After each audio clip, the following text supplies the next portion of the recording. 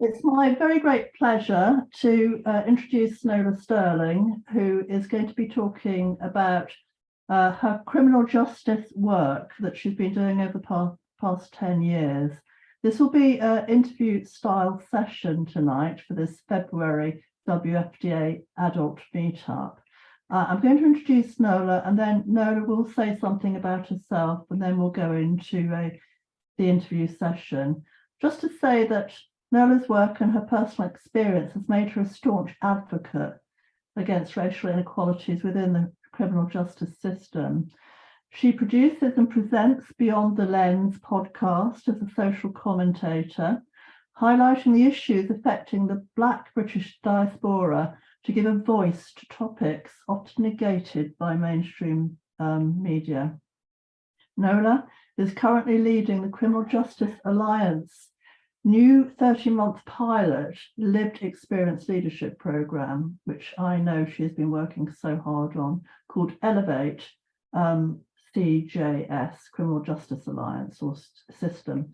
With over 10 years of management experience in the voluntary sector, Nola sits on the boards of Clean Break and Women in Prison. So, Nola, I was reading from the flyer, actually. Thank you so much. You've got so much under your belt, and that's just such a small lens of what you do. I just thought it better to read from the flyer. So I'm just going to hand over to you just to position yourself in terms of who you are. Okay. Yeah, well, thank you so much. That's wonderful. Well, I'm Nola Sterling. I don't know how I followed that grand entrance, but I am a neurodiverse dyslexic writer, researcher, social justice advocate and campaigner. I also am an intersectional feminist and really at my core an abolitionist, which a lot of people in the justice sector wouldn't like to hear. But that's the truth. And I do think that we need to have broader conversations about what that would look like, abolition and to defund the police. Thank you, Nola. So first question. I know you work incredibly hard with all your lived and experience work and managing and organising various teams. Can you just explain to us what makes you so passionate about this work? Why is it deep in your DNA? Wow, that's a brilliant question. I think for me, many moons ago, I thought that I might be a social worker because I actually was quite, passionate about some of the inequalities happening, and specifically where I grew up in my community, just seeing a lot of poverty, a lack of social capital, and a lot of times people and families kind of falling prey to that, and seeing the dire ramifications that would happen for the communities and for wider society. But in terms of my work in the justice sector, I think that it's really about trying to remove the stigma out of people who have come into contact with the criminal justice system. And when I say that, I mean that while people kind of have community disposal sentences or perhaps go to prison, and it should be that they've actually paid their debt to society and then they can move forward. Sadly, our justice system really fails quite colossally to actually rehabilitate people. And what we find is that people end themselves up in a perpetual cycle of, poverty and reoffending. And for those people that don't reoffend, they don't have much options in terms of housing, sustainable employment, once again, social capital, because a lot of times it's about the people who might be able to kind of support you and afford you opportunities. And they find themselves just being penalized throughout a lifetime. And I'm really a staunch advocate against that people should have second chances. People, that have served sentences and things should have the opportunity to kind of, live a better life and move in a different direction without those things in their past kind of hanging over their heads. And, also stuff around racial disparity, because what we'll find specifically in the UK, and the Runnymede Trust have just published a very interesting report that looks at the sentencing disparity. So oftentimes, you know, global majority people and people of colour are given much harsher sentences for, you know, similar crimes, and nobody's kind of taken a look at that and being honest and pragmatic about why that is happening and what we can do to address that. And that also has ramifications for people that do sadly end up in the justice sector, specifically in prison. And there are a lot of racial undertones and a disparity in the treatment of people that are, you know, living in prisons. And more widely, I absolutely don't believe that we should send women to prison. And I think that, you know, there are a lot of nuances around women being imprisoned. A high majority of women who actually go to prison have suffered and been survivors of domestic violence. They have adverse childhood experiences and have experienced trauma, poverty, ill mental health, and many times substance misuse.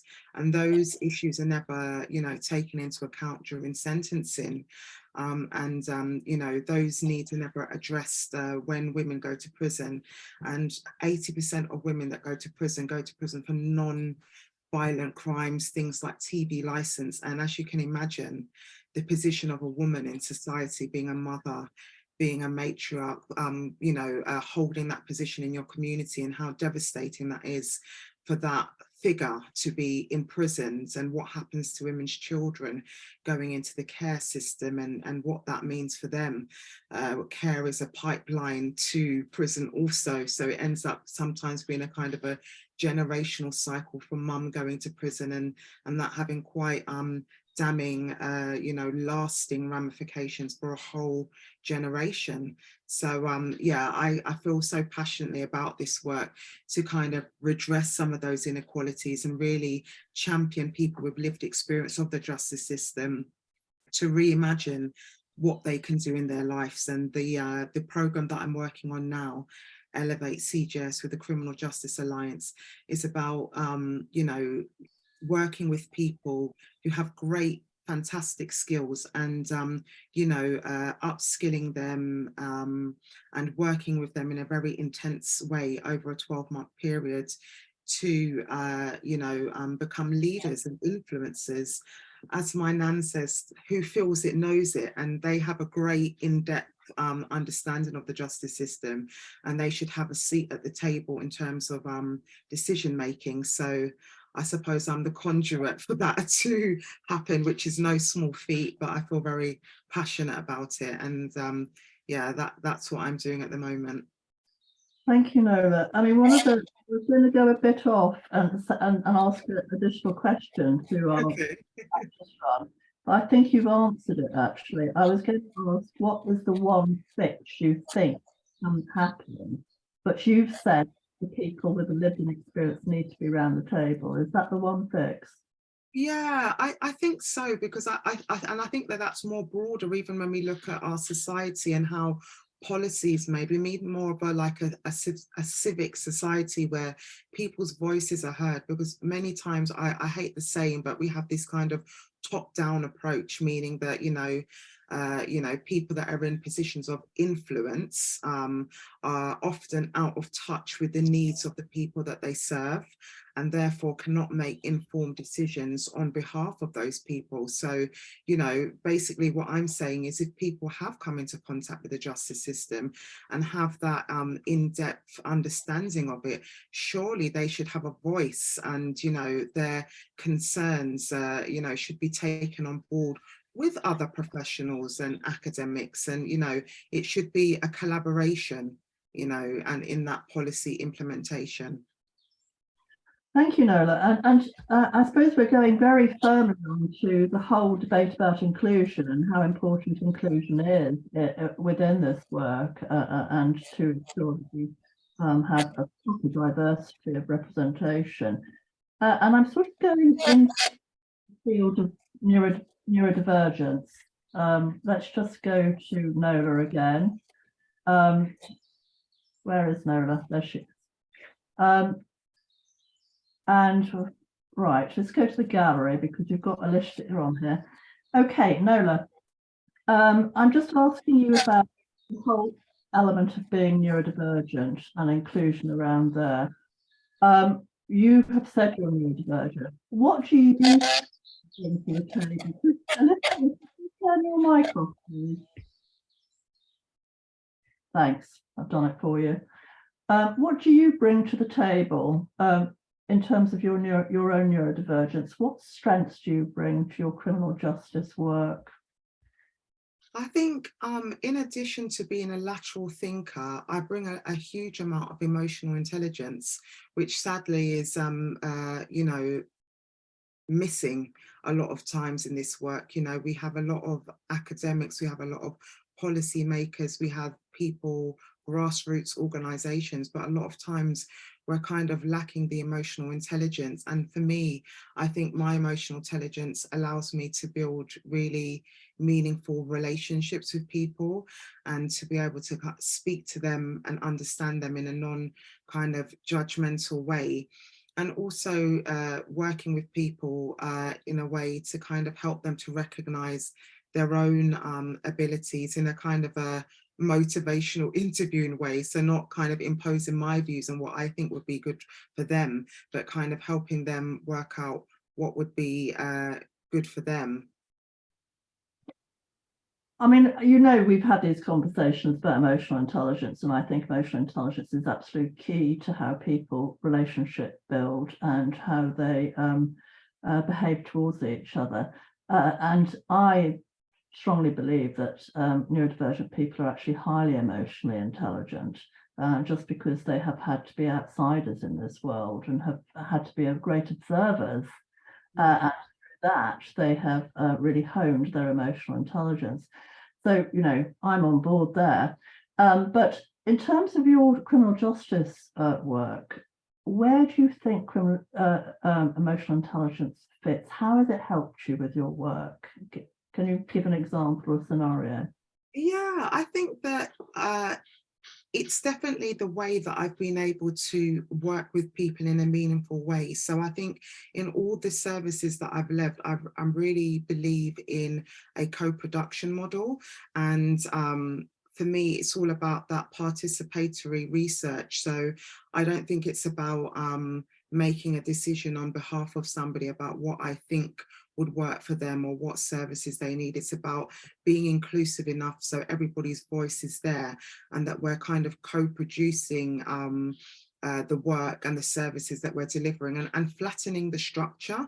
And I think as a neurodiverse person, I've often felt that, you know, I'm at the bottom of that hierarchy of professionals because, you know, I can't type in a certain way, or, you know, I can do things, but it takes me longer. And I think that, you know, thinking about that, I really bring that in to be more inclusive in my work. And just very recently we did a recruitment drive, and I was very adamant that I wanted to kind of decolonize the way we do recruitment. So we had video applications and audio applications for those that might not want to be seen, because sometimes, you know, people do have biases, sadly, and, you know, that can be involved. And actually 50% of the people actually use those measures to apply with video and audio, and perhaps some of them were not even neurodiverse, but having that option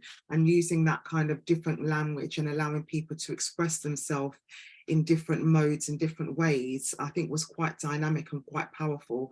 And I think for me, I will always try to champion that work where we can, you know, like I said, kind of decolonize the way we do things and, you know, make things more accessible. Do you find that when you make something more accessible in terms of systems that you're working with, do people stay with you as a team? Do you find that that's what happens? Yeah, I think they do, because they acknowledge that, you know, people want to be seen and people want to be heard. And, you know, when you're making reasonable adjustments or kind of making something more accessible, indirectly you're saying to a person, I care about the language that you speak and the way that you work.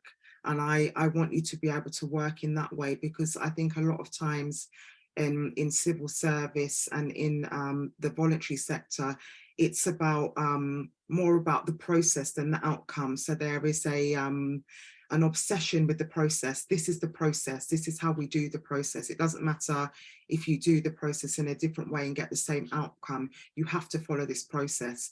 And while we do have processes and protocols in place for certain reasons like safeguarding and things like that, outside of that, I think it should be more about us achieving our aims and objectives and not obsessing on, you know, how we do them, but just that they're getting done. Good to hear. We want to hear a bit more about your work, Nola. Can you talk about a major success you've had and then talk about a major challenge? I know it sounds very interviewy, but find out about, you know, some of the real sort of substance of what you do. Okay, well, let's start with the successes. I think a major success that I've had is actually over the last 10 years, I've done various roles within the justice sector. So I've worked for some organizations such as St. Giles's Trust, Certitude, Working Chance, and I got to a point where I felt really frustrated and felt that, you know, while I was doing a lot of client-facing roles, and I really enjoyed those because I really felt that I was actually getting to make a difference because I was working with the beneficiaries really closely, I also felt that at a strategic level, I had a lot to offer. And for some bizarre reason, I decided to go and do a second degree at Goldsmith to do sociology and politics, just, I suppose, to prove to myself that I was kind of qualified to working that kind of way. But I've actually become a trustee for Women in Prison and Clean Break. And I think actually that is a huge achievement because boards are still quite middle class, quite white and quite male. And I think for a young woman of Caribbean descent to find herself in two prestigious boards, I think that that is definitely symptomatic of times changing, of accessibility, and it's really, really encouraging, you know, so I think that that is a huge success to be there in that kind of strategic role, and really kind of overseeing the governance of two major national charities. I think a challenge, which is also like a success, but has been challenging just because I think it's definitely pushed me way out of my comfort zone, is actually working on the Elevate CJS program.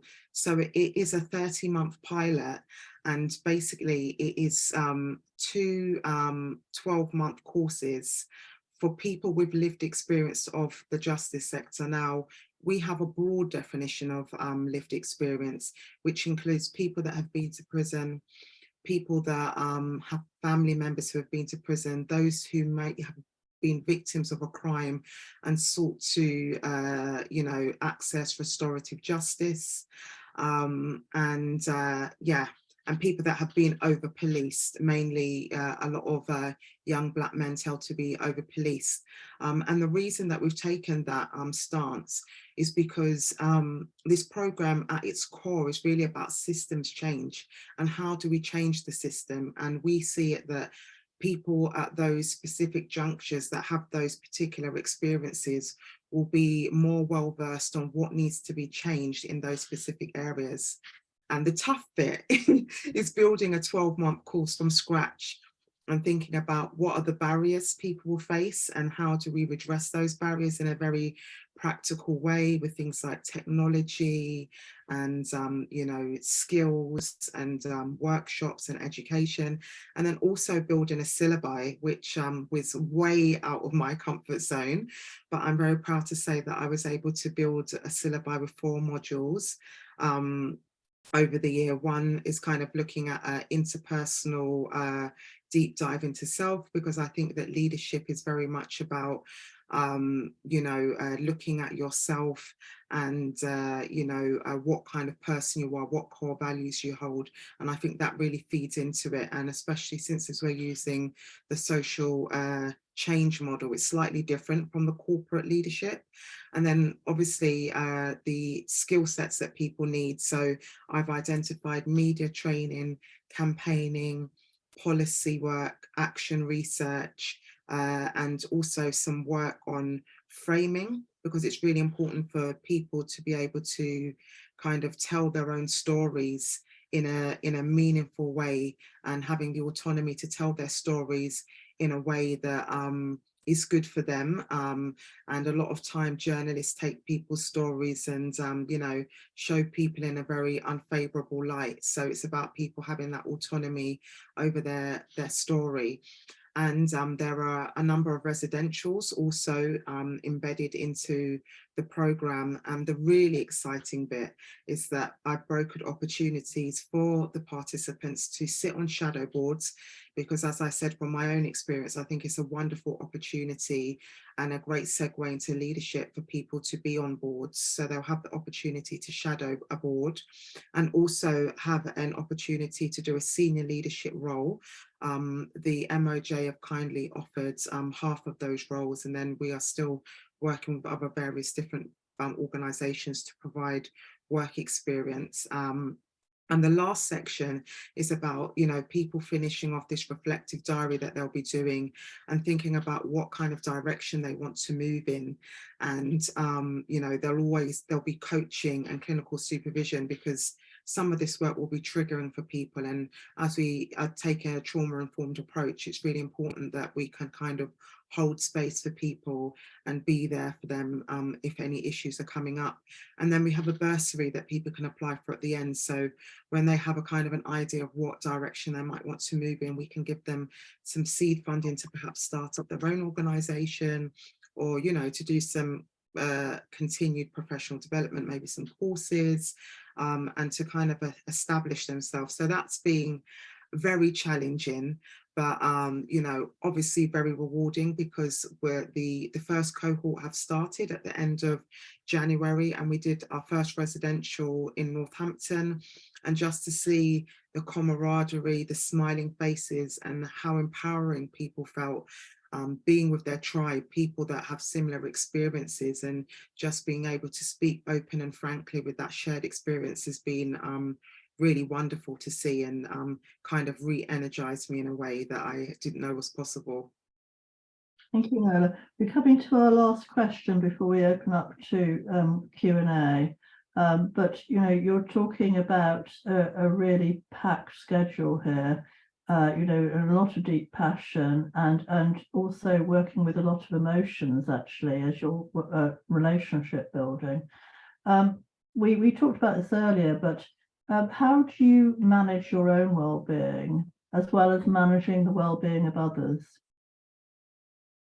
That's a great question. Sometimes with great difficulty, if I'm completely transparent, but most of the time I think I try to take a holistic approach to well-being, and a practical approach. So I try to employ the 5 doctors, which I can never remember, but I think it's sleep, fresh air, exercise, food, and water, and just try to kind of incorporate those very simple but very effective measures to try to keep myself well.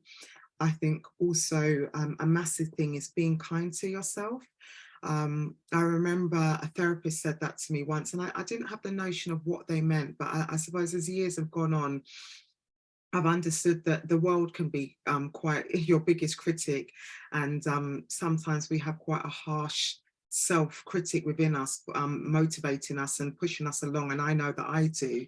And sometimes I have to tell that voice to be quiet and just be kind to myself, and give myself a little bit of space. And I think with others, I encourage them to do the same.